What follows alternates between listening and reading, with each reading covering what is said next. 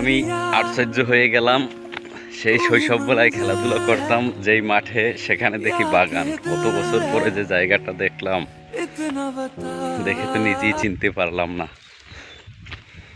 আজকের একটা গুরুত্বপূর্ণ কথা কই, যদি গ্রামে থাকা না হয়, আমি এই জায়গায় খেলাধুলা করছি, এই জায়গায় মাঠ ছিল, কিন্তু এখন দেখি কলা বাগান। নিজেই চিনতে পারি না কোন জায়গায় দিয়ে যাইতেছি।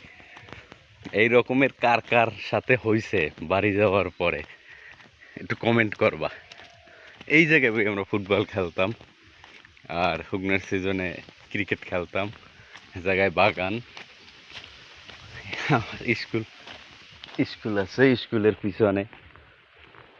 কিন্তু আমি নিজেই অবাক হয়ে গেছি যে রাস্তাটা কোন দিকে। বাস্তব কথা, আসলে কিচ্ছু বলার নাই, সব কিছুই পরিবর্তন হয়ে যায়। বাগান ভরে গেছে। এইটা ছিল একেবারে কোলা, মানে ধান চাষ হইতো, এখন এখানে বাগান। কি বলবো, আসলে বাস্তবতা স্বীকার করে নিতে হয়, বাস্তবটাকে মেনে নিতে হবে। এখানে বাড়িঘর ছিল না।